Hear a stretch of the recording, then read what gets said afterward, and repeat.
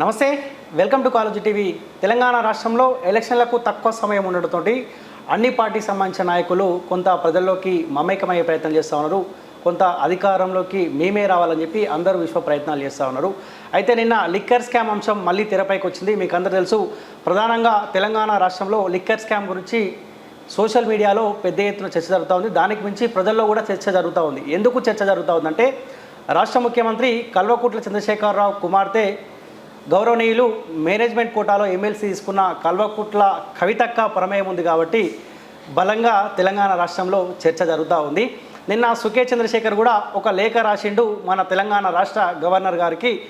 నన్ను ఏ ఆధారాలు ఎవిడెన్స్ అయితే నేను సిబిఐ ఈడీ అధికారులకు ఇచ్చినో అవి మీరు రిటర్న్ తీసుకోవాలి. నీకు శంషాబాద్లో భూమి ఇస్తాం, 100 కోట్ల రూపాయలు ఇస్తాం, రాబోయే తెలంగాణ రాష్ట్ర ఎలక్షన్లో ఎమ్మెల్యేగా టికెట్ కూడా నీకు ఇస్తామని చెప్పి కేటీఆర్ అనుచరులు కల్వకుంట్ల కవితక్క అనుచరులు ఏదో బెదిరించే ప్రయత్నాలు చేస్తూ ఉన్నారంట.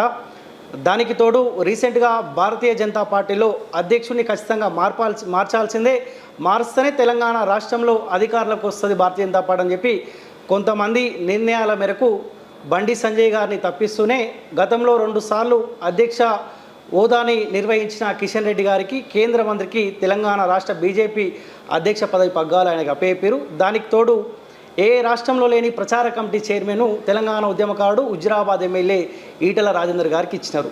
సో ఈ మార్పుల తర్వాత భారతీయ జనతా పార్టీ ఏమైనా ముందడబడే అవకాశం ఉంటుందా? లిక్కర్ స్కామ్లో కల్వకుంట్ల కవిత అరెస్ట్ అయ్యే అవకాశం ఉంటుందా? సో ఇవన్నీ అంశాలు మనతో పాటు మాట్లాడడానికి ప్రముఖ advocate, Bharatiya Janata party officially spokesperson Rachana Reddy గారు మన ముందు ఉన్నారు. మేడం నమస్తే. నమస్తే. నమస్తే. ఈ మధ్య మీడియాలో కొద్దిగా తక్కువ కనిపిస్తూ ఉన్నారు, ఎందుకు మేడం? లేదండి, జనరలీ ఎంత ఏదైనా ఇష్యూ బేస్డ్ ఉంటే, లేకపోతే ప్రెస్ మీట్స్, ప్రెస్ కాన్ఫరెన్సెస్, లేకపోతే ఇలాంటి వాళ్ళు ఇష్యూ బేస్డ్ ఏమైనా క్వశ్చన్స్ అడిగితే I'm generally there in debates or press conferences or anything. So ఎక్కువ తక్కువ అన్నట్టు ఏం లేదు. ఇష్యూస్ లేకపోతే మాట్లాడే అవకాశాలు, మాట్లాడవలసిన విషయాలు ఉంటే ఖచ్చితంగా ఉంటానండి. ఓకే, కాసేపు భారతీయ జనతా పార్టీ స్పోక్స్ పర్సన్ అనే అంశాన్ని పక్కకు పెట్టండి. సో ఒక అడ్వకేట్గా లిక్కర్ స్కామ్ అంశం ఏమైనా ముందడబడేటట్టుగా అనిపిస్తూ ఉందా? లిక్కర్ స్కామ్ అంశం ముందట పడుతుంది కదండి. అంటే లైక్ ఆల్రెడీ ఇంకొక అతని మీద కూడా ఛార్జ్ షీట్ దాఖలా అయింది అని విన్నట్టుంది. అంటే ఉన్నను.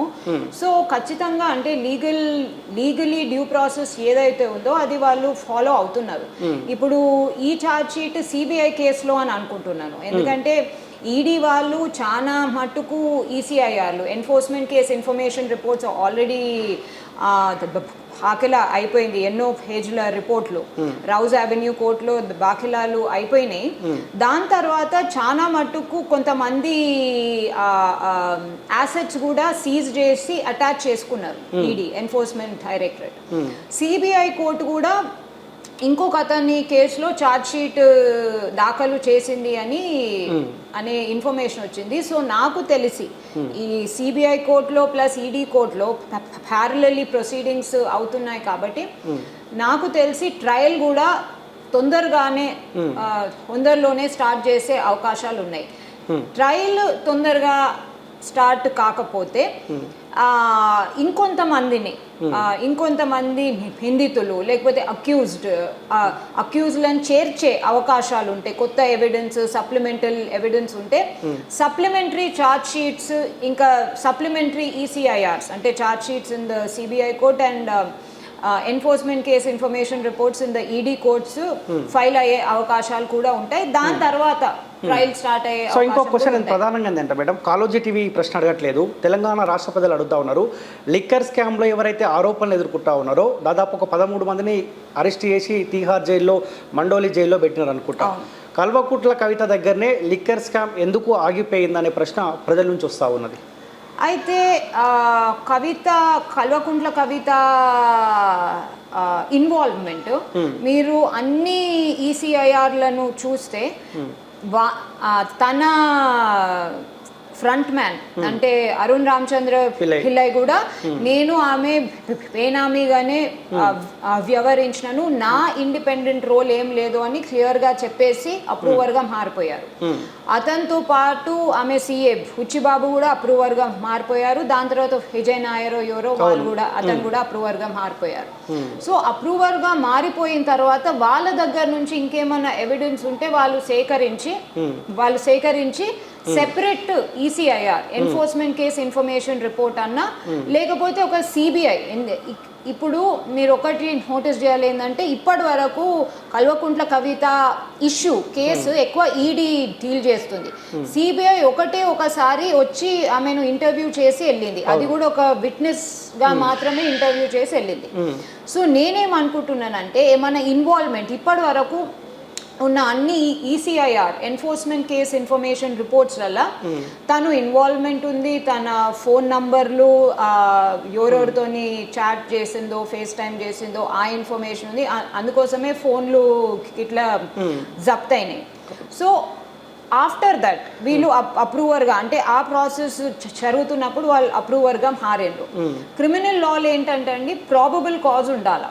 ఇప్పుడు బర్డెన్ ఆఫ్ ప్రూఫ్ అనేది క్రిమినల్ లాలో సివిల్ లాలో వేరే వేరే ఉంటుంది. సివిల్ లాలో క్లియర్ ప్రాబబిలిటీ ఉంటే చాలు, అంటే ఒక 100% మీద ఒక 50, 60, 70% ఉన్నా సరిపోతుంది సివిల్ లాలో. క్రిమినల్ లాలో స్టేట్ అంటే ఏజెన్సీ అయినా లేకపోతే పోలీస్ డిపార్ట్మెంట్ అయినా స్టేట్ అనేది బియాండ్ రీజనబుల్ డౌట్ ఇతను లేకపోతే ఈమె క్రైమ్ చేసిందనేది ఇక్కడ దర్యాప్తులో అది తేలాలి. సో బియాండ్ రీజనబుల్ డౌట్ అంటే ఇంచుమించు 100%. అయితే గమ్మత్ ఏంటంటే ఎన్ఫోర్స్మెంట్ కేసులో అంటే మన ప్రివెన్షన్ ఆఫ్ మనీ లాండరింగ్ యాక్ట్లో గమ్మత్తు ట్విస్ట్ ఏం చేసిందంటే రెగ్యులర్ క్రిమినల్ లాగా కాకుండా అంటే స్టేట్ ప్రూవ్ చేయాలి అంటే నేను ఏమి మాట్లాడాల్సిన అవసరం లేదు, జిప్ పెట్టేసుకుంటాను, మీరే నేను అసలు ఈ నేరం చేశాను అని మీరే ప్రూవ్ చేయండి, జడ్జి గారు అంగీకరిస్తే ఐల్ బి కన్విక్టెడ్ అన్నట్టు. కానీ పిఎంఎల్ఏలా మీ మీద నిందలు వస్తే మీరు అక్యూజ్డ్గా అందులకు చేర్చబడితే మీరు ప్రూవ్ చేసుకోవాలి నేనే చేయలేదని. సో ఈ ఇష్యూలా క్రిమినల్ లా ఉల్టా అయిపోతుంది, ఎందుకంటే పిఎంఎల్ఏ చాలా స్ట్రిక్ట్ యాక్ట్ కాబట్టి. సో అందుకని వీళ్ళు ఆల్రెడీ అప్రూవర్గా మారిండ్రు. నా అంచనా ప్రకారం ఇన్ మై లీగల్ ఒపీనియన్ ఆమెకు అగేన్స్ట్ ఉన్న ఇన్ఫర్మేషన్ ప్రాబబుల్ కాజ్ కన్నా చాలా ఎక్కువ ఉంది. సో అప్రూవర్గా మారి ప్రాబబుల్ కాజ్ కన్నా చాలా ఎక్కువ ఎవిడెన్స్ ఉంది కాబట్టి they my take an action any time. ఇప్పుడు అరెస్టే చేయాలనేం ఉండదు, అరెస్ట్ ఒక డిస్క్రెషన్, అరెస్ట్ చేసే ఇన్వెస్టిగేట్ చేయాలనేం ఉండదు, అరెస్ట్ చేయకుండా కూడా ఇన్వెస్టిగేట్ చేసి చేర్చి ట్రయల్ కూడా కంటిన్యూ చేయొచ్చు, అంటే బెయిల్ బాండ్స్ అవన్నీ ఇది చేసి. నేను చేస్తారా చెయ్యరా అని అంటలేను. పిఎంఎల్ఏ కిందనైతే కల్వకుంట్ల కవితను అరెస్ట్ చేసే అవకాశాలు ఖచ్చితంగా ఉన్నాయి. సో నేనేమంటున్నానంటే ఎవరైతే కల్వకుంట్ల కవితతోటి ఈ లిక్కర్ స్కామ్లో ప్రమేయం ఉందో వాళ్ళ బినామీలు కావచ్చు, వాళ్ళ అనుచరులు కావచ్చు, వాళ్ళ దగ్గర అయితే ఎంత తొందర టైంలో ఎవిడెన్స్ ఆధారాలు అయితే వాళ్ళు సేకరించినారు. కల్వకుంట్ల కవిత విషయంలో ఎందుకు ఆధారాలు స్వీకరించడానికి సమయం ఎందుకు పడతా ఉంది అనే ప్రశ్న కూడా వస్తూ ఉంది కదా. ఆధారాలు వీళ్ళ దగ్గరనే ఈమెకు అగేన్స్ట్ చాలా సేకరించారు రాము గారు, ఆల్రెడీ సేకరించి. అంటే వీళ్ళ దగ్గరనే వీళ్ళందరూ ఏం అప్రూవర్గా మారిండ్రు, కానీ అందరూ ఒకటే డిఫెన్స్ ఇది చేస్తుండ్రు. మేము మా ఇండిపెండెంట్ ప్రమేయం లేదు, మా ఇండిపెండెంట్ ఇన్వాల్వ్మెంట్ లేదు, మేము బేనామీగా లాగానే మేము అక్కడ ఇది చేసినాం అని. దాని తర్వాత మధ్యలో శరత్ చంద్రారెడ్డి కూడా నేను అప్రూవర్గా మారిపోతాను అని అన్నాడు. సో అతను కూడా మారిపోయి ఉంటాడు ఇప్పుడు, అంటే because we need to get all the statements of the approved witnesses also. So నేను అందుకోసం అంటున్నాను, ఖచ్చితంగా క్లియర్గా ఎవిడెన్స్ ఉంది. ప్రాబబుల్ కాజ్ క్రిమినల్ లాలో ఉండాల్సిన ప్రాబబుల్ కాజ్ చాలా ఎక్కువగానే ఉంది. So enforcement directorate can take action any time. ఇప్పుడు అప్రూవర్ల నుంచి ఇంకా ఎక్కువ ఎవిడెన్స్, అంటే వీళ్ళు ఇప్పటి వరకు సేకరించిన ఎవిడెన్స్, ఆమెను ఒక 2-3 సార్లు ఇంటర్వ్యూ చేసినప్పుడు అంటే ఇంట్రోగేషన్ చేసినప్పుడు సేకరించని ఎవిడెన్స్ కూడా వాళ్ళు ఇంక్లూడ్ చేస్తుంటారు. So there might be an arrest, there might not be an arrest. కానీ కల్వకుంట్ల కవితకు అగేన్స్ట్ యాక్షన్ ఉండదు అని అయితే మనము ఈ ఎవిడెన్స్ ని చూసి, అంటే యాజ్ అ లాయర్, మీరు నన్ను లాయర్ గానే అడుగుతున్నారు కదా, ఈ ఎవిడెన్స్ ని చూసి ఇంత ప్రాబబుల్ కాజ్ ఉన్నప్పుడు తన ఇన్వాల్వ్మెంట్ లేదు పక్కకు పెట్టేసిన అని అయితే అది ఉట్టింది. కానీ ఆమె కొంత ధైర్యంగానే కనిపిస్తూ ఉంది. లిక్కర్ స్కామ్కు కల్వకుంట్ల కవితకు సంబంధమే లేదు, అంత ఆ స్థాయిలో ధైర్యంగా ఉన్నట్టు కనిపిస్తూ ఉంది కవిత. అదంతా అది ఖీదడ్ భబ్కియా అని అంటారు హిందీలో. ఖీదడ్ భబ్కియా అంటే లోపల ఇట్లా కల్లోలం అవుతుంటది, చచ్చిపోతుంటాం కానీ ఇక బయట ఇక చూపెట్టాలి కాబట్టి ఆమె ఒక పాలిటీషియన్, ఒక చీఫ్ మినిస్టర్ కూతురు కాబట్టి ఏదో అట్లా కలరింగ్ ఇస్తుంది. కానీ మామూలు కేసు కాదు అది. అంటే it's spanning Delhi to Telangana and కోట్ల రూపాయలు. అండ్ పిఎంఎల్ఏల చిక్కుతే దాంట్లో నుంచి బయట పడుడు చాలా కష్టం. పిఎంఎల్ఏల చిక్కినోళ్ళు ఇటువంటి పాలిటీషియన్స్, బడా నాయకులు వీళ్ళందరూ కలిసి సుప్రీంకోర్టుని అప్రోచ్ చేసారు. పిఎంఎల్ఏ మాకు చాలా కష్టంగా ఉంది, మాకు ఇటువంటి కరప్షన్ చేయడానికి లేకపోతే చాలా కష్టం అవుతుందని సుప్రీంకోర్టుకి పోతే ఇది ఇంతే స్ట్రిక్ట్గా ఉండాలా, ఎందుకంటే ఒక మనిషిని పొడుసుడో సంపుడో ఎంత క్రిమినలో ఒక దేశపు ఆర్థిక పునాదులను కుదిపేసే క్రైమ్స్ కూడా అంతే స్ట్రిక్ట్గా మనం ఇది చేయాలని చెప్పేసి ఇది ఇంతే స్ట్రిక్ట్గా ఉంటుంది, మేము దీన్ని వాటర్ డౌన్ చెయ్యమని క్లియర్గా చెప్పేసిండ్రు. సో నేను ఆడదాన్ని, నాకు ఇంతవరకు నన్ను ఇంటర్వ్యూ చేయొద్దు, నన్ను ఇవే క్వశ్చన్స్ అడగాల, నా ఇంటికి వచ్చి క్వశ్చన్స్ అడగాల, ఏసీలు అడగాల, అదంతా ఉండదు. పిఎంఎల్ఏల అదంతా అవసరం లేదు. ఆడోళ్ళైనా ఎంతవరకు అంటే అంతవరకు కూర్చొని ఇంట్రోగేట్ చేయొచ్చు. ఆడవాళ్ళకు క్రిమినల్ లాలో సిఆర్పిసిలో 6 o'clock కన్నా ముందే అరెస్ట్ చేయాలని ఉంది. అదొక్కటి తప్ప సిఆర్పిసి మళ్ళీ పిఎంఎల్ఏల లేదు. పిఎంఎల్ఏల లిటరలీ భారా ఖూన్ మాఫ్ అంటారు, అంటే చాలా స్ట్రిక్ట్. మగవాళ్ళు ఆడవాళ్ళనే పొంతన డిఫరెన్స్ లేకుండా ఉన్నది. సో ఇక్కడ క్లియర్గా అప్రూవర్గా మారిండ్రు.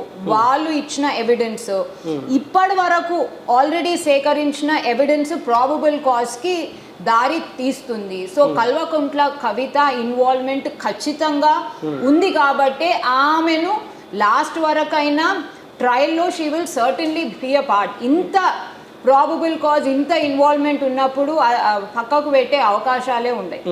ఏమైనా తప్పించుకునే అవకాశం ఉందా? ఏమైనా విశ్వ ప్రయత్నాలు చేసి తప్పించుకునే అంటే ఇక ఆమె ఎంత పెద్ద లాయర్లను పెట్టుకుంటుందో ఆమెకే తెలియాలా. ఈ ట్రయల్ అప్పుడు ఎవిడెన్స్ ఇది కరెక్ట్ కాదు, ఇది తప్పు అంటే కిందికి మీదికి ఇది చేసుడు. అంటే it's our job as lawyers to take care of our clients.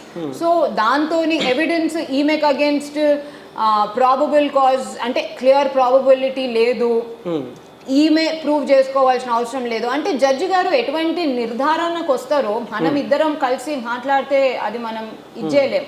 ఎందుకంటే దాంట్లో కోపియస్ ఒక్కొక్క ఈసీఐఆర్ఏ ఎన్ఫోర్స్మెంట్ కేస్ ఇన్ఫర్మేషన్ రిపోర్టే 1500 పేజీలు 2000 పేజీలు ఉంది. సో అది మొత్తము ఎవిడెన్స్లో ఎంతమంది విట్నెసెస్ వస్తారో, ఈ అప్రూవర్లు ఎంతవరకు కలిసి అంటే మన స్టేట్ మన ఎన్ఫోర్స్మెంట్ డిపార్ట్మెంట్తో కలిసి నడుస్తారో, లేకపోతే ఎప్పుడైనా హ్యాండ్ ఇస్తారా, అవన్నిటి మీద డిపెండ్ అయి ఉంటాయి రాము గారు. సో ట్రయల్ అయితే ఖచ్చితంగా నడుస్తుంది. ఓకే, ఈ లిక్కర్ స్కామ్ ఎపిసోడ్ మొత్తం మీరు చూస్తూ ఉన్నారు. ప్రతి దాదాపు ఒక 6 months అయితే ఉంది ఈ లిక్కర్ స్కామ్ అంశం తెరపైకి వచ్చి. 8 months. ఓకే, ఈ అంశం తెరపైకి వచ్చి నమ్మకం ఉందా 100% కల్వకుంట్ల కవిత లిక్కర్ స్కామ్లో అరెస్ట్ అవుతుంది అని? అరెస్ట్ కావాలి ఎందుకంటే మీరు భారతీయ జనతా పార్టీ పరంగా అరెస్ట్ కావాలి అని అని అనడం లేదు. నేను ఇక్కడ అడ్వకేట్ గానే అంటున్నాను. ఈమెకు against probable cause, criminal probable cause that she's involved అనేది చాలా ఎక్కువగా ఉంది. అన్ని ఈసీఐఆర్ రిపోర్ట్స్ లో ఈమె ప్రస్తావన ఉంది. ప్రస్తావన మాత్రమే కాదు, మీరు నా గురించి మాట్లాడినంత మాత్రాన నేను అందులో ఇన్వాల్వ్డ్ ఉన్నట్టు కాదు. అక్కడ ఎవరో ఎవరో అందులో అక్యూజ్డ్ ఆమె గురించి మాట్లాడినంత మాత్రాన ఆమె ఇన్వాల్వ్డ్ ఉన్నట్టు కాదు. కానీ ఆ ప్రస్తావనతో పాటు ఎవిడెన్స్ ఉంది. ఓకే, ఎవిడెన్స్ ఉన్నాయి అండ్ ఇట్ హ్యాస్ ఆ ప్రస్తావనలతో పాటు ఎవిడెన్స్ ఉన్నప్పుడు ప్రాబబుల్ కాజ్ ఆల్రెడీ క్రియేట్ అయిపోయింది. సో ఇప్పుడు ఇంట్రోగేషన్లో వచ్చిన ఎవిడెన్స్ లేకపోతే ఆమెతో మాట్లాడినప్పుడు లేకపోతే ప్రశ్నించినప్పుడు వచ్చిన ఎవిడెన్స్తో పాటు ఈ అప్రూవర్ల బ్యాంక్ అకౌంట్స్, అప్రూవర్ల డిజిటల్ ఇన్ఫర్మేషన్, అప్రూవర్లు ఇంకేమన్నా ఈ ఈడీ దగ్గర లేనటువంటి ఇచ్చిన ఇన్ఫర్మేషన్తో కూడా ఆమె ఇన్వాల్వ్మెంట్ క్లియర్గా కనిపిస్తుంది. Prevention of money laundering act section 12 అయినా 48 అయినా 56 అయినా లేకపోతే ఇంకో 2-3 సెక్షన్స్ కూడా ఉన్నాయి. ఈ సెక్షన్స్లోనైతే క్లియర్గా ఇంట్రోగేట్ చేసినప్పుడు మనకు ఈ అక్యూజ్ని అరెస్ట్ చేస్తే ఇంకా ఎవిడెన్స్ దొరుకుతుంది అనే ఒక నమ్మకానికి వస్తే ఖచ్చితంగా అరెస్ట్ చేసే అవకాశాలు ఉంటాయి. అండ్ ఇంట్రోగేషన్ చేసేటప్పుడే కాకుండా ఒకవేళ ఈ అక్యూజ్డ్ ఫ్లైట్ రిస్క్ లేకపోతే ఈ అక్యూజ్డ్ ఎవిడెన్స్ని తారుమారు చేసే అవకాశాలు ఉన్నాయి అన్నప్పుడు ఖచ్చితంగా అరెస్ట్ చేసే అవకాశాలు ఉంటాయి. అండ్ ఎన్ఫోర్స్మెంట్ కేస్ పిఎంఎల్ఏ చట్టం కింద బెయిల్ చాలా కష్టం. ఎందుకంటే బెయిల్ మన రెగ్యులర్ ఏమేమి చేస్తారు, బెయిల్ ఇచ్చేటప్పుడు నువ్వు చేసినవా చెయ్యవా అనేది జడ్జి చూడడు. నువ్వు జ్యూరిస్డిక్షన్ వదిలిపెట్టి పారిపోతావా, నీకు ఇక్కడ అంటే మీ ఫ్యామిలీనో ఇల్లు ఉన్నదా లేకపోతే పారిపోతా కనిపించకుంటే వెళ్ళిపోతావా, సో నిన్ను నమ్మొచ్చా అంటే ప్రతిసారి కోర్ట్ హియరింగ్కి రావడానికి నేను నమ్మొచ్చా అంటే ఈ బేసిస్ మీదనే బెయిల్ డిసైడ్ అయితే, ఈ బేసిస్ మీదనే బెయిల్ ఎక్కువ ఉంటుందా తక్కువ ఉంటుందా కూడా డిసైడ్ అవుతుంది. సో ఈ పిఎంఎల్ఏ కేసులు ఏంటంటే కొంచెం డిఫరెంట్. ఇవన్నిటితో పాటు జడ్జి క్లియర్గా ఈడీని అడుగుతాడు ఏంటంటే అంటే ED council has to inform the judge, ఈ మనిషి మీద మేము చేయాల్సిన ఇన్వెస్టిగేషన్ అయిపోయింది, ఈ మనిషితోని ఇంకా మాకు అవసరం లేదు అంటే ఇన్వెస్టిగేషన్ చేయాల్సిన అవసరం లేదు, మేము ఛార్జ్ షీట్స్ లేకపోతే అవసరమైతే సప్లిమెంటరీ ఛార్జ్ షీట్స్ ఫైల్ చేస్తాము, మళ్ళోసారి అవసరమైతే we will investigate and if required arrest, but right now అవసరం లేదు అని వాళ్ళ దగ్గర నుంచి క్లియర్గా వాంగ్మూలం తీసుకున్నప్పుడే బెయిల్ కింద వదిలేస్తారు. సో ఒకవేళ అరెస్ట్ అయితే ఇప్పుడంతలా బయటకు వచ్చే అవకాశం ఉండదు. అరెస్ట్ అయితే అరెస్ట్ కూడా అగైన్ వాళ్ళ డిస్క్రెషన్. ఒకవేళ బడా పాలిటిషియన్లు flight risk we don't know. నాకు తెలిసి at least international flight risk basis మీద సరే మీరు ఇండియాలో ఉండండి, ఎక్కడన్నా ఉండండి, కానీ మాకు మా యాక్సెస్లో ఉండండి, ప్లస్ ఇండియా వదిలి వెళ్ళకూడదు అనే కొన్ని కండిషన్స్ కూడా పెట్టే ఛాన్సెస్ ఉంటాయి విదౌట్ అరెస్ట్. ఎందుకంటే ఈ ఈసీఐఆర్లో ఆమె మీద కూడా ఒక ఈసీఐఆర్ చేర్స్తే దెన్ ట్రయల్ గిట్ల కమెంట్స్ అయితే నువ్వు కోర్టుకి రావాల్సింది, లేకపోతే అరెస్ట్ చేస్తాం. ఓకే, నిన్న ఇంకొక అంశం తెరపైకి వచ్చింది. ఇదే లిక్కర్ స్కామ్లో సుఖే చంద్రశేఖర్ ఎవరైతే నిందితుగా ఉన్నాడో ఆయన జైలు నుంచి ఒక లేఖ బయటకు పంపించడు. మన గవర్నర్ తమిళిసై గారికి కూడా ఒక లేఖ రాసిండు. కవిత అనుచరులు, కేటీఆర్ అనుచరులు సుఖే చంద్రకు బెదిరింపులు చేస్తూ ఉన్నారంట, వాళ్ళ కుటుంబ సభ్యులు ఇబ్బంది పెడతా ఉన్నారంట. ఈ లిక్కర్ స్కామ్లో కాంప్రమైజ్ అయిపోతే సిబిఐకి ఈడీ అధికారులకి ఎవిడెన్స్ అయితే ఇచ్చినావో ఆ ఎవిడెన్స్ను రిటర్న్ తీసుకుంటే శంషాబాద్లో నీకు భూమి ఇస్తాం, 100 కోట్ల రూపాయలు నగదిస్తాం, ఎమ్మెల్యే టికెట్ ఇస్తామని చెప్పి ఆఫర్ చేస్తూ ఉన్నారంట. సో ఒక నిందితుడుగా ఉన్న సుఖే చంద్రశేఖర్ని, జైల్లో ఉన్న సుఖే చంద్రశేఖర్ని సో ఈ రకంగా బెదిరింపులు పెట్టడం వల్ల నిజంగా ఏమైనా ఎవిడెన్స్ ఉంటే వీళ్ళ మీద ఇంకేమైనా చర్యలు తీసుకునే అవకాశం ఉంటుందా, వీళ్ళ మీద ఇంకో కేసు కూడా పెట్టే అవకాశం ఉంటుందా? ఖచ్చితంగా అండి. అంటే నేను ఎప్పటి నుంచో అంటే ఈ సుఖేష్ చంద్రశేఖర్ ఎపిసోడ్స్, సుఖేష్ చంద్రశేఖర్ అండ్ కవిత, కల్వకుంట్ల కవిత ఎపిసోడ్లు స్టార్ట్ అయినప్పటి నుంచి ఇది 4వ ఎపిసోడ్ 5వ ఎపిసోడ్ వెబ్ సిరీస్ లాగా ఇదవుతుంది. ఎపిసోడ్ స్టార్ట్ అయినప్పటి నుంచి నేను ఖచ్చితంగా అంటే లైక్ సిబిఐ ఈడీ దీని మీద దర్యాప్తు చేస్తుండొచ్చు, కానీ దాని గురించి మనకు స్పెసిఫిక్ ఇన్ఫర్మేషన్ లేకపోతే మీడియా నుంచి రిపోర్ట్సో లేదు. సుఖేష్ చంద్రశేఖర్ అండ్ నేను ఎందుకు దీన్ని సీరియస్గా తీసుకోవాలనుకుంటున్నానంటే సుకేష్ చంద్రశేఖర్ ఏదో పిచ్చి రేవింగ్స్ అండ్ ర్యాంటింగ్స్ అంటారు, ఇక జైల్లో కూర్చొని మనకి ఏం తోచక రాస్తున్నారు కథలు అన్నట్టు కాదు. అతను ప్రతిసారి నిన్న కూడా అనుకుంటున్నాను ప్రతిసారి వాళ్ళ అడ్వకేట్ల ద్వారా పంపిస్తున్నారు. అడ్వకేట్ అంటే నేను ఒక అడ్వకేట్ గా నా తోటి అడ్వకేట్ల గురించి మాట్లాడుతున్నాను. మేము ఎప్పుడు ఎంత పెద్ద నాయకుడైనా, ఎంత పెద్ద దొంగనైనా, ఎంత పెద్ద క్రిమినల్ అయినా, లేకపోతే ఎంత పెద్ద అలిగేషన్స్ ఫేస్ చేస్తున్న వాళ్ళైనా, మేము ఎప్పుడైనా మా ప్రొఫెషన్ ని మేము చాలా సీరియస్ గా తీసుకుంటాం. మాకు ఇతను నా క్లయింట్ అనేటి ఆయన ఏదో పిచ్చి పిచ్చిగా మాట్లాడి మన ఏదో రాసి నా సంతకం పెట్టేసి పంపించే అవకాశాలు ఆస్కారాలు ఉంటాయంటే మేము ఎప్పుడు ఆ క్లయింట్ ని ఎంకరేజ్ చేయం. బాబు నీ ట్రయల్ ఏదో మేము చూస్తున్నాం కదా, నిన్ను బయట తీసుకొచ్చడానికి ప్రయత్నిస్తాము, కానీ ఇవన్నీ వద్దు నాయన అని చెప్పేసి, అంటే like that is the advice will give.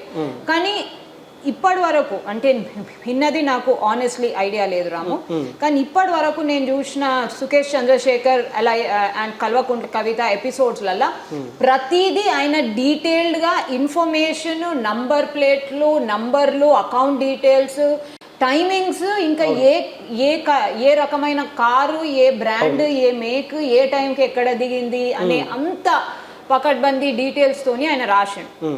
ఆయన వాళ్ళ అడ్వకేట్లకు అంటే ఆయన రాతపూర్వకంగా వాళ్ళ అడ్వకేట్లకు ఇన్ఫర్మేషన్ ఇస్తే వాళ్ళ అడ్వకేట్లు మళ్ళీ దాన్ని ప్రాపర్గా ఇచ్చేసి బయటకు ప్రెస్కి ఇవ్వడం జరిగింది. సో అడ్వకేట్స్ కూడా దీన్ని ఇచ్చేసి బయటకు రిలీజ్ చేసిండ్రంటే at the request of the client, దాన్ని మనం లైట్గా తీసుకునేటట్టు కాదు ఖచ్చితంగా. ఎందుకంటే నేను కూడా అంటే ఇట్లా నా దగ్గర క్లయింట్ వస్తే నా క్లయింట్ చెప్పినంత మాత్రాన నేనేం నమ్మను. సరే బాబు ఈ విషయం నాకు చెప్పినావు, ఈ విషయం మీద నీ దగ్గర కాగితం ముక్కనని ఏదన్నా ఉందా, any kind of evidence document ఉన్నదా అనేది నేను ఫస్ట్ చూస్తా. ప్రతి అడ్వకేట్కి అది ఇట్లా మాకు వెన్నతో పెట్టిన విద్య లాగా దాంట్లో అంటే like we become accustomed to that. ఏ అడ్వకేట్ అవన్నీ అంటే ఎంతెంత ఇచ్చిండో ఎవిడెన్స్ లేకుండా, ఎవిడెన్స్ చూడకుండా అంటే కొంచెమన్నా దాంట్లో నిజం ఉంది, దీన్ని పరిశీలించాలి అనే ఇన్ఫర్మేషన్ లేకుండా వాళ్ళ పేర్లు పెట్టి సంతకాలు పెట్టారు. సో సుకేష్ చంద్రశేఖర్ ఎప్పుడైతే లేఖ నిన్న బయటికి పంపించిండో కేటీఆర్ అనుచరులు, కవిత అనుచరులు బెదిరిస్తూ ఉన్నారని చెప్పిన తరుణంలో కేటీఆర్ వెంటనే ట్విట్టర్లో ఒక ట్వీట్ చేసిండు. సుకేష్ చంద్రశేఖర్కి మతిస్థిమితం లేదు, ఆయన ఒక విధవ, కావాలని ఇట్లా విషప్రచారం చేస్తూ ఉండు, మీడియా వాళ్ళు దయచేసి తెలంగాణ మీడియా దీని మీద ఫోకస్ చేయొద్దనే అంశాన్ని కూడా ఆయన ముందర తీసుకుని వస్తుంది. నిజంగా మతిస్థిమితం లేనోళ్ళు, నిజంగా ఏమాత్రం నాలెడ్జ్ లేనోళ్ళు అట్లా లేఖల త్రూలో అట్లా పంపే అవకాశం ఉంటుందా? ఆయన ఎవిడెన్స్ కూడా ప్రతి ఒక్కదానికి అటాచ్ చేసే కేటీఆర్ ఎంత చదువుకోలేడో నాకు తెలియదండి. అండ్ కేటీఆర్ మతిస్థిమితం గురించి అయితే మాట్లాడొద్దు ఆఫ్ ఆల్ థింగ్స్. ఎందుకంటే అతను వాళ్ళ ఫ్యామిలీ అండ్ మొత్తం అంటే కేసీఆర్ ఫ్యామిలీ కలిసి తెలంగాణను ఎంత ముంచేసిండ్రో, ఎన్ని అప్పుల పాలు చేసిండ్రో అది అందరు చూసిందే. సో సుకేష్ చంద్రశేఖర్ అనేట ఆయన కాన్ అంటే అలిగేషన్స్ ఉన్నాయి, ఈయన కాన్ చేసిండు, ఫ్రాడ్ చేసిండు అని చెప్పేసి అలిగేషన్స్ ప్రూవ్ కానీ అప్పటి వరకు your innocent until your proven guilty. అది క్రిమినల్ లా పకడ్బందీగా రాసింది. అందుకోసం అతిస్థిమితం లేదు, అది ఇది ఈయనకనే హక్కు లేదు. దానికోసం సుకేష్ చంద్రశేఖర్ ఈయన మీద డెఫమేషన్ కేసు కూడా వేయొచ్చు ఇష్టం వచ్చినట్టు అడ్డంగా మాట్లాడితే. సో ఇక్కడ నేనేమంటున్నానంటే సుకేష్ చంద్రశేఖర్ స్వతహాగా కాకుండా డైరెక్ట్లీ వాళ్ళ అడ్వకేట్లతోని పకడ్బందీ ఇన్ఫర్మేషన్తో పాటు ఈ సిరీస్ అంతా ఇచ్చిండు. ఈసారి కేటీఆర్ ఇన్వాల్వ్మెంట్ కూడా కనిపిస్తుంది. నేనేమంటున్నానంటే సిబిఐ అయినా ఈడీ అయినా ఖచ్చితంగా వీటిని సీరియస్గా దర్యాప్తు చేయాలి.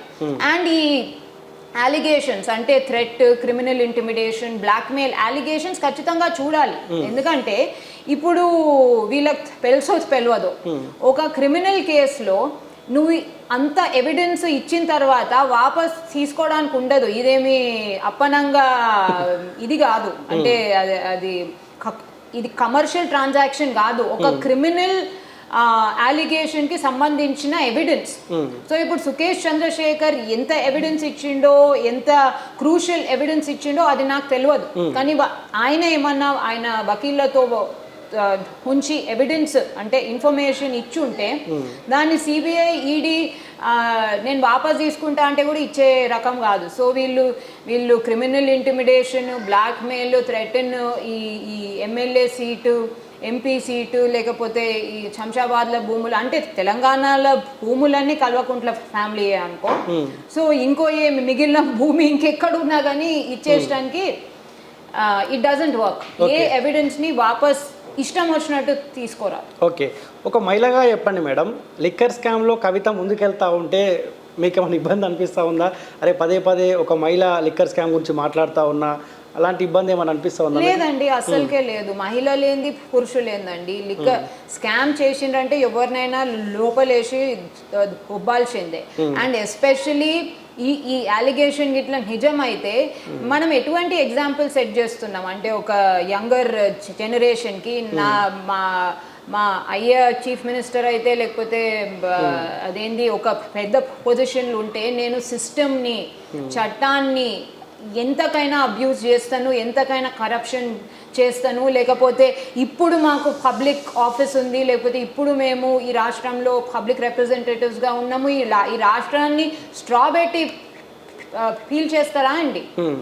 అంటే ఇప్పుడు ఫ్యూడలిజం, ఇప్పుడు నేను భారతీయ జనతా పార్టీకి వస్తాను. ఈ డైనాస్టిక్ ఫ్యూడల్ ఫ్యామిలీ రన్ పాలిటిక్సే ఇట్లుంటాయి. ఎందుకంటే ఇది మన ఇన్హెరిటెన్స్, తాతల ఆస్తి అని అంటాం చూడు, తాతల ఆస్తి అందరికి రావాలి అంటాం చూడు. ఈ dynastic feudal family run politics రాష్ట్రాన్ని, దేశాన్ని తాతల ఆస్తి అని అనుకొని వాళ్ళు పాలిస్తారు. సో అందులో ఉండేటోళ్ళు అందరూ మనోళ్ళే, అందరినీ మేము స్ట్రా పెట్టి ఫీల్ చేస్తాం అన్నమాట. అంటే ప్రజలు పాతకాలంలో రాజ్యాలు, రాజరికాలు ప్రజలు ఎట్లా తొక్కేస్తుంటారో అట్లా తొక్కేస్తారు. ఓకే, ఇక మీ భారతీయ జనతా పార్టీ గురించి మాట్లాడుకుందాం. లిక్కర్ స్కామ్ అంశం అట్లా ఉంటే భారతీయ జనతా పార్టీలో జాయిన్ అయ్యి మీరు ఒక 1 year అయిపోయిందా madam? About 9 to 10 months. Okay, ఆగస్ట్లో 1 year అవుతుంది. భారతీయ జనతా పార్టీలో జాయిన్ అయినందుకు నేను సంతోషంగానే ఉన్నా అని చెప్పగలుగుతారు ఏమన్నా? ఖచ్చితంగా అండి. ఎందుకంటే నేను భారతీయ జనతా పార్టీలో, అంటే నాకు Bharatiya Janata పార్టీతోని association last at least 2017 నుంచి ఉంది. అట్లీస్ట్ 2017 నుంచి ఉంది. అప్పటి నుంచి ఫ్రీక్వెంట్గా, అంటే ఏదైనా లీగల్ ఇష్యూ అయినా, ఒపీనియన్స్ అయినా, అడ్వైజ్ అయినా, అంటే డిఫరెంట్ ఆస్పెక్ట్స్ మీద నేను ఆల్రెడీ, అంటే లైక్ పార్టీలో ఉన్న ఎంపీస్, ఎమ్మెల్యేస్, వాట్ ఎవర్ వాళ్ళతోని అసోసియేషన్, అంటే సోషల్ అసోసియేషన్ కూడా ఉండే. అయితే నేను లాస్ట్ ఇయర్ ఫిబ్రవరిలో నేను జాయిన్ అయిన ఒక 6-7 months ముందు ఈ ఏమనుకుంటున్నారు రాండి అనేది ఒక ప్రాపర్గా ప్రొఫెషనల్గా స్టార్ట్ చేసిండ్రు. అండ్ మేము అప్పటి నుంచి మేము మాట్లాడుకుంటున్నాం. దెన్ ఫైనలీ ఆగస్ట్ 2022లో నేను జాయిన్ అయినాను. నేను భారతీయ జనతా పార్టీ ఎజెండా, ఐడియాలజీని చూసే జాయిన్ అయినాను.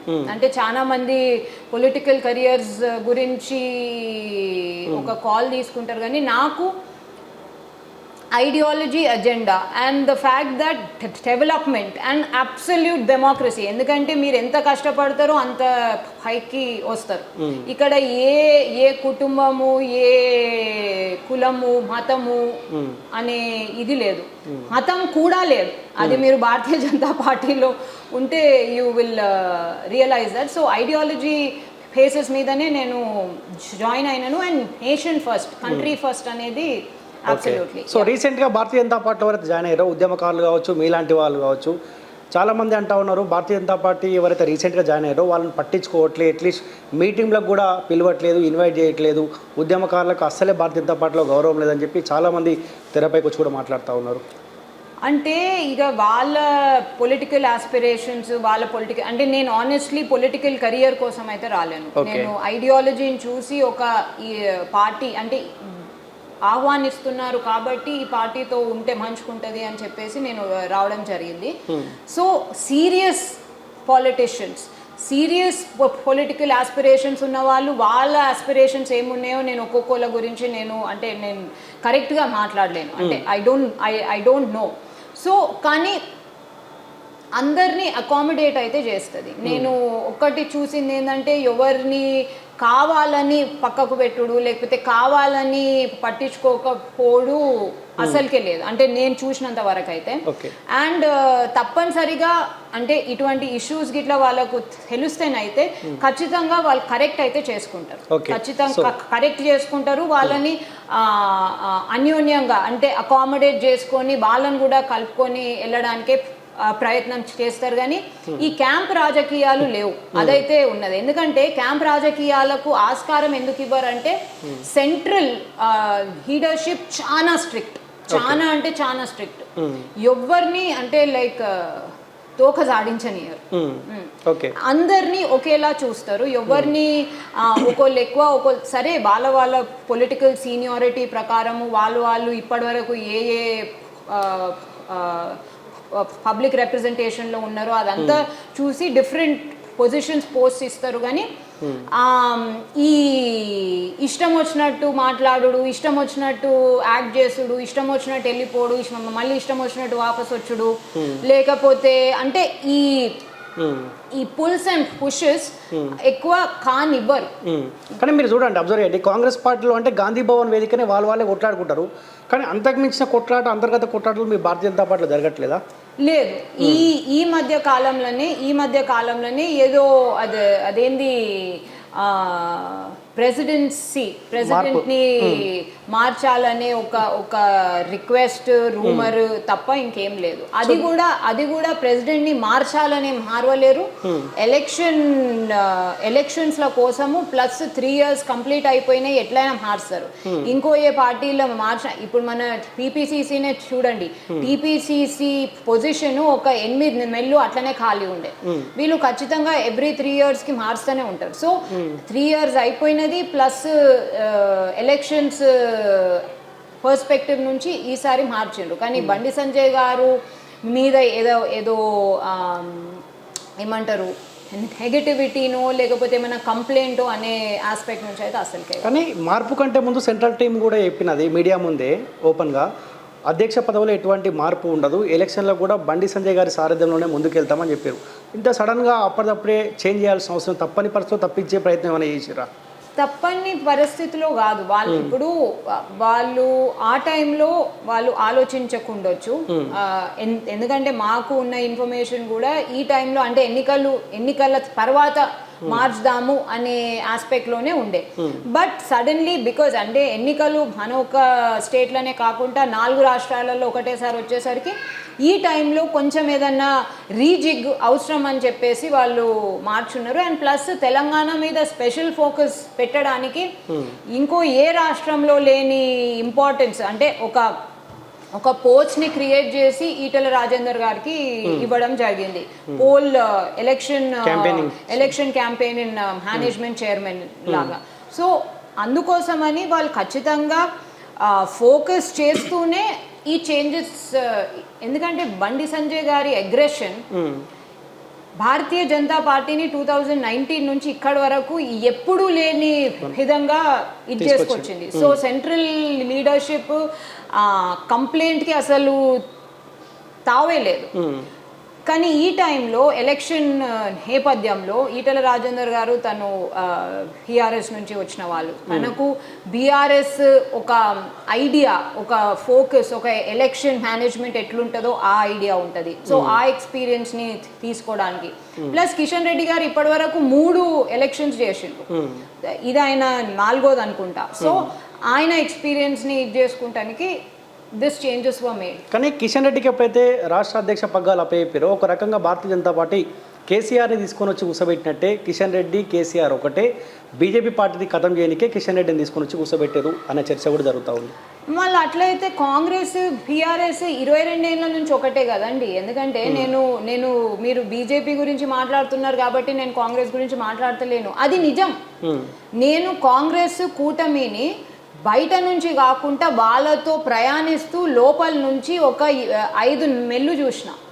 కాంగ్రెస్ బీఆర్ఎస్ వేరే కానే కాదు.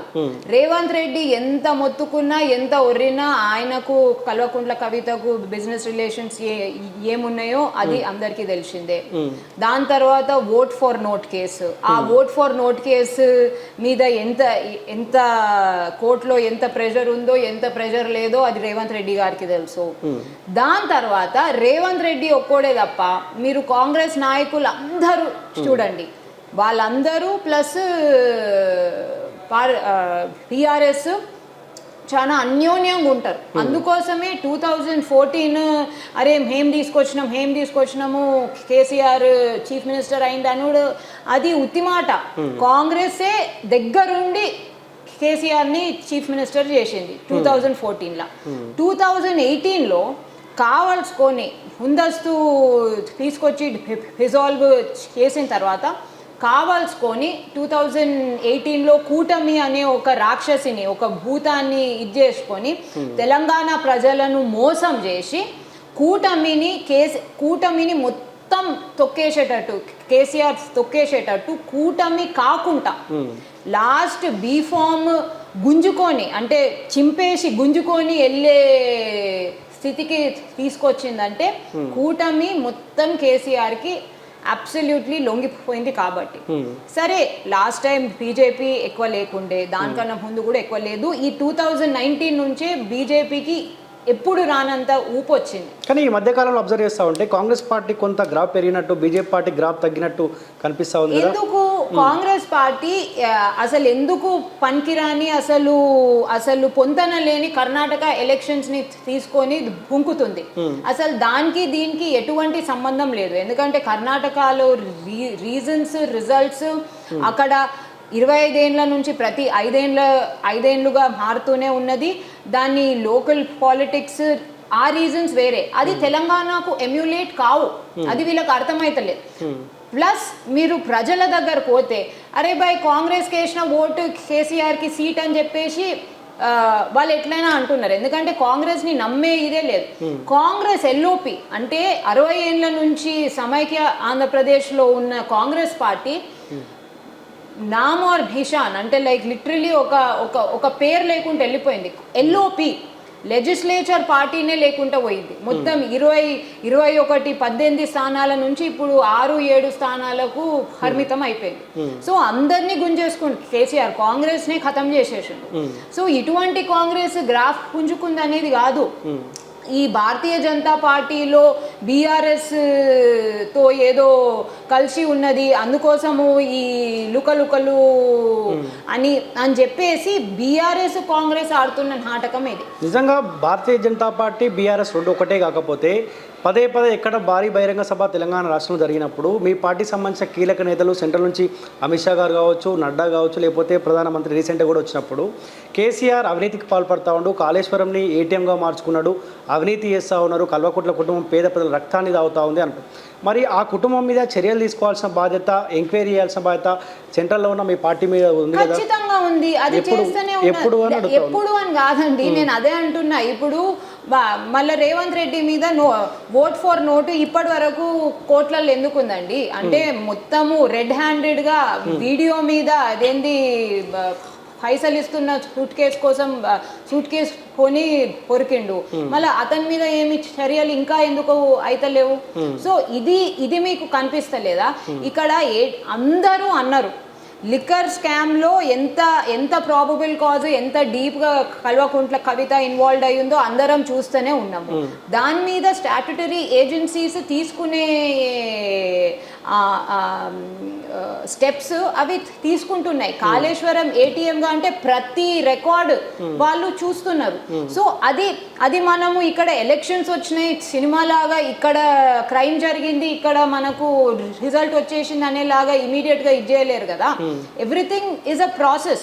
నరేంద్ర మోడీ గారు క్లియర్గా మొన్న తెలంగాణలో ఇంకా దానికన్నా 2 రోజుల ముందట మధ్యప్రదేశ్ పాట్నాలో మే కిసీకో నహి చోడుంగా అని క్లియర్గా అన్నాడు. ఆయన ఒక్కసారి నేను ఎవరిని వదిలిపెట్టను అని అంటే అది అంతే, ఆయన ఎవరిని వదిలిపెట్టాడు. అంటే ఎప్పుడు వదిలిపెట్టారు అంటే ఎప్పుడు వాళ్ళని పట్టుకునే ప్రయత్నం చేస్తారు ఆల్రెడీ ఈ 9 సంవత్సరాల కాలంలో తెలంగాణ రాష్ట్రం ఈ బంగారు తెలంగాణ అయితే చెప్తా ఉండో ఈ ధనిక రాష్ట్రాన్ని మొత్తం అప్పులపాలు చేసిండు ఆగమాగం చేసిండు కానీ మీ పైన బాధ్యత ఉంటుంది కదా ఆ ఇంపాక్ట్ ప్రజల్లో కనిపిస్తూ ఉంది కేసీఆర్ని మొత్తం ఎంకరేజ్ చేస్తుందే భారతీయ జనతా పార్టీ అని కూడా ప్రజలు అనుకుంటా ఉన్నారు ప్రజలను మభ్య పెడుతున్నదే కాంగ్రెస్ బీఆర్ఎస్ ఇప్పుడు నేను ఒక లాయర్గా చెప్తున్నాను ఇక్కడ ఇప్పుడు ఈ రోజు క్రిమినల్ అలిగేషన్స్ పడ్డాయి రేపు దాని మీద తీర్పు వచ్చేసింది అన్నట్టు చట్టం నడవదు భారతీయ జనతా పార్టీ సెంట్రల్ గవర్నమెంట్ ఉన్నది కాబట్టి చట్టాన్ని ఇష్టం వచ్చినట్టు నడిపియలేదు చట్టం అనేది స్టాట్యుటరీ ఏజెన్సీస్ ఒక ప్రాపర్ ప్లాన్ ఆఫ్ యాక్షన్ ప్రకారం వెళ్తాయి అది చాలా టైం పడుతుంది అది మా దీంట్లోనే అవుతుందో లేకపోతే ఇంకోళ్ళ దాంట్లో అవుతుందో అంటే ఇంకోళ్ళ రెజీమ్లా అవుతుందో అది మనం చెప్పలేము కానీ డెఫినెట్ యాక్షన్ అయితే ఖచ్చితంగా తీసుకో ఇప్పుడు గొరగొర గుంజుకపోడు అరెస్ట్ చేసుడే యాక్షన్ తీసుకున్నట్టు అనిపిస్తే అది అవసరం లేదు ప్రతిసారి నేనే మీకు చెప్పిన కదండి కల్వకుంట్ల కవిత ప్రాబబుల్ కాజ్ ఎంత ఎక్కువ ఉందంటే ఆమె లిక్కర్ స్కామ్ లో ఇన్వాల్వ్ లేదనే ప్రసక్తే లేదు కానీ ఆమె అరెస్ట్ చేస్తారా అరెస్ట్ చేయకుండా కూడా ఆమె ట్రయల్లో ఆమె మీద ఈసీఐఆర్ ఆమెను అక్యూజ్ గా చేర్చి ఆమె మీద ట్రయల్ చేయొచ్చు సో ఇప్పుడు ప్రజలకు చూపెట్టడానికి గొరగొర గుంజుకపోయి లేకపోతే మొన్న సెంథిల్ బాలాజీని చేసినట్టు డ్రామాలు చేపించి అది చేపించి వాళ్ళు హాస్పిటల్లో కొంటిపోయి ఇది చేపించి మొన్న కవిత గారు కాలు కూడా పెంకిందో ఏందో అని అన్నది కరెక్ట్ టైంకి అది కూడా అది ఎంత పెంకిందో అది నాకు తెలియదు కానీ బట్ నేను ఏం చెప్తున్నానంటే రాము గారు ఓట్ ఫర్ నోట్ కేసు అంత పకడ్బందీగా దొరికినప్పుడు ఇంకా ట్రయల్లో ఇంకా ఏసీబీ యాంటీ కరప్షన్ బ్యూరో ట్రయల్లో ఎందుకుంది అది ఖచ్చితంగా కేసీఆర్ రేవంత్ రెడ్డి ఖచ్చితంగా చెప్పాలి ప్రజలకు ఎందుకంటే ట్రయల్ అనేది సరే 3 ఏళ్ళు 4 ఏళ్ళు 5 ఏళ్ళే మరి 9 ఏళ్ళ కొంటా అది అలా ఉండగా ఇక్కడ ఎన్ని స్కామ్లు ఉన్నాయి కాళేశ్వరం ఏటీఎంగా వాడిండ్రు దాంట్లో ఏటీఎంగా ఎంత వాడిండ్రు అసలు ప్రాపర్గా ఎంత సొమ్ముని ఇది చేసిండ్రు అదంతా దాని ఇన్వెస్టిగేషన్ ఉంటుంది కదా అండ్ లిక్కర్ స్కామ్లో ఎట్లయినా ఈమె ఇన్వాల్వ్మెంట్ ఉన్నదని కానీ ఒక మాట చెప్పండి మేడం వాస్తవంగా కనిపిస్తూ ఉంది ఈ 5 నెలల లోపు కనుక వాళ్ళ అవినీతి మీద కల్వకుట్ల కుటుంబం చేసే దోపిడీ మీద చర్యలు తీసుకోకపోతే 1% కూడా భారతీయ జనతా పార్టీ తెలంగాణ రాష్ట్రంలో నమ్మేటట్టు లేనట్టు కనిపిస్తూ ఉంది కదా ఇంకా ఎవరిని నమ్ముతారు ఎందుకంటే యాంటీ ఇన్కంబెన్సీ గమ్మత్ ఉంటుంది రాము గారు ఈ కేసీఆర్ ఎంత బాధలు పెట్టినా ఎంత కష్టాలు పెట్టినా కేసీఆర్కి రావాల్సిన ఓటు కేసీఆర్కి వస్తుంది యాంటీ ఇన్కంబెన్సీ ఓటు ఎవరికి రావాలనా అనేది ఇంపార్టెంట్ యాంటీ ఇన్కంబెన్సీలా సగం మంది అదే అంటుండ్రు కాంగ్రెస్కి ఓటేస్తే కాంగ్రెస్కి ఓటు కేసీఆర్కి సీట్ అయిపోతుంది మేము కాంగ్రెస్ వాళ్ళకి ఎందుకు ఓటేయాలా మీకు అట్లీస్ట్ ఛాన్స్ ఇచ్చి చూస్తాము అనే కాడికి వచ్చింది మమ్మల్ని ఎందుకు నమ్మాలా అంటే మేము చేసి చూపెడతాం కాబట్టి చేసి చూపెట్టుడు అంటే ప్రజలు కూడా ఈ మీ ఛానల్ ద్వారా నేను ప్రజలకు కూడా చెప్పాలనుకుంటున్నా చేసి చూపెట్టుడు అంటే ఈ సినిమాటిక్గా డ్రామాటిక్గా ఏదో మీకు చూపెట్టాలని మీ తృప్తి కోసం ఇది చేసుకోవాలని చెప్పేసి కేసీఆర్ను కవితను కేటీఆర్ను గొరగొర గుంజుకపోయి వ్యాన్లల్లో కూర్చోబెట్టి ఒత్తి ఇది చేసే అవసరం లేదు అది కూడా అవుతుండొచ్చు కానీ ఆ అవసరాలు ఇప్పుడు లేవు అండ్ స్టాట్యుటరీ ఏజెన్సీస్ అంటే మీరు ప్రతిసారి ఇట్లనే చెప్తారు అని అంటారు కానీ స్టాట్యుటరీ ఏజెన్సీస్ మీద సెంట్రల్ గవర్నమెంట్కి నిజంగానే హక్కులు ఉండవు ఆ స్టాట్యుటరీ ఏజెన్సీస్ వాళ్ళ పనులు వాళ్ళు చేసుకుంటూ పోతారు సో ఏ స్టెప్లో వాళ్ళు ఏ స్టేజ్లో వాళ్ళు ఏ స్టెప్ తీసుకుంటారో వాళ్ళు తీసుకుంటారు అరెస్ట్ గిట్లా అవుతుండొచ్చా ఖచ్చితంగా అవుతుండొచ్చు కానీ గొరగొర గుంజుకపోయి అరెస్ట్ చేస్తేనే మీరు నమ్ముతారా అంటే నేను తెలంగాణ ప్రజలు దానికన్నా ఎక్కువ మెచ్యూరిటీ ఉందని ఖచ్చితంగా నమ్ముతాను కానీ కేసీఆర్ ఏమైనా ప్రయత్నం చేస్తున్నా మేడం ఏమీ లేని భారతీయ జనతా పార్టీని కేసీఆర్ హైప్ చేసే ప్రయత్నం చేస్తుండా అన్నీ ఉన్న కాంగ్రెస్ పార్టీని డౌన్ చేసి బీజేపీని కొంత స్థాయికి తీసుకెళ్ళి మళ్ళీ బీజేపీని డౌన్ చేసి కాంగ్రెస్ పార్టీని హైప్ చేసి అల్టిమేట్గా ఈ వ్యతిరేకత ఓటు చేయడం వల్ల మళ్ళీ 3వ సారి నాకే అవకాశం వచ్చేలాగా ఆయన క్రియేట్ ఏమైనా చేసుకుంటున్నారు ఆయన రాజకీయ చతురత అందరికీ తెలిసిందే ఆయన his Chanakya at his game so KCR political అక్యుమెన్కి అందరూ హ్యాట్స్ ఆఫ్ చెప్పాల్సిందే. సో దాంతో పాటు కేసీఆర్ అనేట ఆయన కేసీఆర్ కాంగ్రెస్ కలిసి ఇది చేస్తున్నా, నేను పదే పదే కావాలని కాంగ్రెస్ని ఇది చేస్తున్నానని అనుకోకండి. క్లియర్ లాజికల్ ఎవిడెన్స్ ప్రూఫ్ ఉంది. ఓట్ ఫర్ నోట్ గురించి ఎవరు మాట్లాడతలేరు. బీఆర్ఎస్ వాళ్ళు మాట్లాడరు, కాంగ్రెస్ వాళ్ళు ఎట్లయినా మాట్లాడరు. ఓట్ ఫర్ నోట్ ఏమవుతుంది, ఎందుకు ఇంకా ట్రయల్ కన్విక్షన్ మీద ఒక రిజల్ట్ రాలేదు. అది ఇంకోటి కూటమి, లాస్ట్ టైం కూటమిలో ఏమేం జరిగిందో అది నాకు అంటే దగ్గర నుంచి చూసినాను, దాని గురించి మళ్ళీ చెప్పాల్సిన అవసరం లేదు. అదే అంటే రేవంత్ రెడ్డి ఒక్కోడు ఉండొచ్చు, ఇంకోళ్ళు అందరూ ఎంత సీరియస్ ఉన్నారు కాంగ్రెస్ని గెలిపించడానికి, కాంగ్రెస్ని గెలిపించడానికి సీరియస్ ఉన్నారా, లేకపోతే గెలిచి కేసీఆర్ తోని వెళ్ళిపోయటానికి సీరియస్ ఉన్నారా? సో ఈ కేసీఆర్ కావాలని బీఆర్ఎస్ కాంగ్రెస్ ఎందుకు లేపుతుంది? ఏమీ లేని కాంగ్రెస్ అసలు ఎందుకు పనికిరాని కాంగ్రెస్ని ఎందుకు లేపుతుంది? ఎందుకంటే కర్ణాటక ఇంకో రాష్ట్రం అబ్బా, ఆ రాష్ట్ర వాళ్ళు కష్టపడి ఆ లోకల్ ఇష్యూస్ ఆ లోకల్ ప్రాబ్లమ్స్ తోని వాళ్ళు గెలిచిండ్రు, మళ్ళీ వీళ్ళెందుకు భుజాలను తడుముకుంటుండ్రు? సో ఈ గేమ్ ఏంటి, ఈ గేమ్ ఏంది మీరిద్దరు కలిసి? ఎందుకంటే రాహుల్ గాంధీ వస్తాడు, ఆయనకి ఇచ్చిన కాగితం ముక్కలు ఏం రాసి ఉంటుందో అది వాగేసి వెళ్ళిపోతాడు. కానీ రాహుల్ గాంధీకి కొంచెం కూడా ఇంగిత జ్ఞానం అన్నా లేకపోతే ఇక్కడ పాలిటిక్స్ ఏందో ఆయనకు అవగాహన లేదు. ఆయన అంతటా పోయేమో ఆపోజిషన్ యూనిటీ అని చెప్పేసి బీఆర్ఎస్ వీళ్ళు వాళ్ళని అందరినీ కలుపుకొని పోదామంటారు. వాళ్ళు లోక్సభ రాజ్యసభల కొన్ని ఇష్యూస్ మీద కలిసి కూడా ఫైట్ చేస్తున్నారు. మళ్ళీ ఇక్కడికి వచ్చేసరి నేను సస్తేమీ వద్దన్నా, పట్నాలు వద్దన్నా, బెంగళూరులో వద్దంటున్నా, బీఆర్ఎస్ రావద్దని అంటారు. కానీ మళ్ళీ ఇమీడియట్గా అఖిలేష్ యాదవ్, రాహుల్ గాంధీ అట్లా అనిపోయిన 2 రోజులలోనే అఖిలేష్ యాదవ్ పని కట్టుకొని, ఉత్తరప్రదేశ్ పెద్ద రాజ్యం, ఇట్స్ హ్యూజ్ స్టేట్, పని కట్టుకొని వచ్చి కేసీఆర్ని భుజగించిపోతుండే. అసలు ఏమైతుంది అక్కడ? What is happening there? అంటే తెలంగాణ రాష్ట్రంలో పెట్టుడు తప్ప ఇంకా ఏమీ అయితలేదు. ఓకే, తెలంగాణ రాష్ట్రం సంబంధించిన ఎమ్మెల్యే సీట్లు భారతీయ జనతా పార్టీకి అవసరం ఉన్నాయా, లేకపోతే ఎంపీ సీట్ల ద్వారానే సెంట్రల్లో మేము అధికారంలో ఉంటే చాలు అన్న ఆలోచన ఏమైనా ఉన్నట్టు కనిపిస్తూ ఉందా? సింగిల్ ఇంజిన్ సర్కార్ అయితే తప్పకుండా వస్తుంది. మేము డబుల్ ఇంజిన్ సర్కార్ రావడానికే మా ప్రయత్నాలు ఉంటాయి. ఉన్నారా మేడం? 119 నియోజకవర్గంలో అభ్యర్థులు ఉన్నారా భారతీయ జనతా పార్టీకి? కాంగ్రెస్ కు ఉన్నారా అండి? కాంగ్రెస్ కి లేదు. నేను అదే అంటున్నా కదా, భారతీయ జనతా పార్టీకి కొన్ని ప్రాంతాలలో 3-4 కొట్లాడుకుంటుండ్రు. కాంగ్రెస్ కి చాలా అంటే ఉమ్మడి జిల్లాలలో 1-2 నియోజకవర్గాలు ఇచ్చిపెడితే చాలా జాగాలలో అభ్యర్థులు లేరు. ఉన్నోళ్ళందరూ పోయి ఎంటీ చేసేసి కారెక్కేసిండ్రు కదా. కారెక్కేసిన వాళ్ళే చాలా మంది ఉన్నారు. ఇప్పుడు బీరామ్ హర్షవర్ధన్ రెడ్డి, రోహిత్ రెడ్డి నుంచి ఇంకా అతిరథ మహారథులు ఇంకా చాలా మంది ఉన్నారు. సో వాళ్ళకు లేరు. సరే మన పర్స్పెక్టివ్ లో ఎట్లుంటదంటే, సరే 50 ఏళ్ల నుంచి కాంగ్రెస్ ఉమ్మడి అంటే లైక్ మన సమైక్య ఆంధ్రప్రదేశ్ లో కాంగ్రెస్ బడప మొత్తం కాంగ్రెసే ఉండే, మధ్యలో టీడీపీ హయాం తప్ప. భారతీయ జనతా పార్టీ ఒక్కసారి కూడా ఇక్కడ తెలంగాణలో రాలేదు కదా, అందుకోసం అని చెప్పేసి వాళ్ళకి అభ్యర్థులు లేరు అనే ఒక పర్సెప్షన్ క్రియేట్ అయింది. ఆ పర్సెప్షనే తప్పు. కాంగ్రెస్ పార్టీ మొత్తము ఖాళీ అయిన కారణంగా కాంగ్రెస్ పార్టీలో అభ్యర్థులు లేరు. వాళ్ళు హెంకుతుండ్రు. ఆఖరికి సూట్ కేసులు ఎవరిస్తారో వాళ్ళకే అభ్యర్థి అంటే వాళ్ళకే రీఫార్మ్ వస్తుంది అనుకోండి అక్కడ కాంగ్రెస్ పార్టీలో. అది జగమెరిగిన సత్యం, నేను దగ్గర నుంచి చూసిన సత్యం. BJP is the world's largest political party.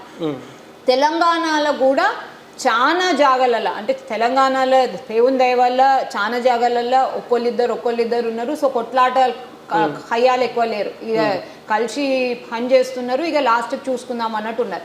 కానీ చాలా జాగాలలో కొట్లాటలు అవుతున్నాయి. ఎందుకంటే 3-4 ఉన్నారు. అంటే ఇక ఏదన్నా ఈవెంట్ చేయాలనో లేకపోతే ఏదైనా. సో ఖచ్చితంగా ఉన్నారండి ఎమ్మెల్యే అభ్యర్థులు, ఖచ్చితంగా ఉన్నారు. కానీ ఇప్పటికే గులాబీ నేతలు సరే ఈ 9 సంవత్సరాలు అందుబాటులో లేని ఎమ్మెల్యేలు, ఎంపీలు, మంత్రులు కొంత డెవలప్మెంట్ పేరుతోటి గ్రామాలలో వాలిపోతూ ఉన్నారు. సో మరోసారి ప్రజలు మోసపోయే అవకాశం ఏమైనా కనిపిస్తూ ఉందా? తెలంగాణ ప్రజలు దాన్ని గట్టిగా చూసుకోవాలి కదా. తెలంగాణ ప్రజలు ఒక ఆత్మ విమర్శన చేసుకోవాలి, ఇంట్రోస్పెక్షన్ చేసుకోవాలి, ఏం జరుగుతుంది, మేము ఏం చేసినాము, ఏం చేస్తున్నాము అనేది. అందుకోసం అని చెప్పేసి ఖచ్చితంగా తెలంగాణ ప్రజలు ఇంకోసారి మోసపోకుండా వాళ్ళని వాళ్ళు కాపాడుకుంటేనే ఏమైనా తెలంగాణ ముందటికి పడే అవకాశాలు ఉంటాయి. ఓకే, కొంత ఇబ్బంది అనిపిస్తుంది ఈ పొలిటికల్ కెరియర్, దానికి తోడు అడ్వకేట్, ఇక్కడ చాలా మంది ఎదురు చూస్తూ ఉన్నారు కదా, ఎట్లా హ్యాండిల్ చేస్తూ ఉన్నారు మేడం? నేను ఇక బ్యాలెన్స్ చేయాలి, అదే చేసుకుంటూ వెళ్తున్నాను. ఇప్పటివరకు అయితే I'm successful, but let's see how it works out. So మీలాంటి వాళ్ళు రాజకీయంలో ఉండాలని మేము కూడా కోరుకుంటున్నాం, ఒక అడ్వకేట్గా అండ్ ఒక అసెంబ్లీలో ఉండాలని కోరుకుంటున్నాం. ఎక్కడి నుంచి పోటీ చేయబోతా ఉన్నారు? అది అధిష్టానం ఎక్కడి నుంచి అనుకుంటే అక్కడి నుంచి, కానీ మా ఊరైతే జైరాబాద్లో ఉంటుంది. ఓకే, ఎమ్మెల్యేనా ఎంపీగానా? అది కూడా అధిష్టానం ఏమనుకుంటే అది, but let's see, Zaheerabad probably. Okay, anyway thank you so much madam, ఎందుకంటే చాలా మంది అక్కడ క్లయింట్స్ వెయిట్ చేస్తూ ఉన్నారు.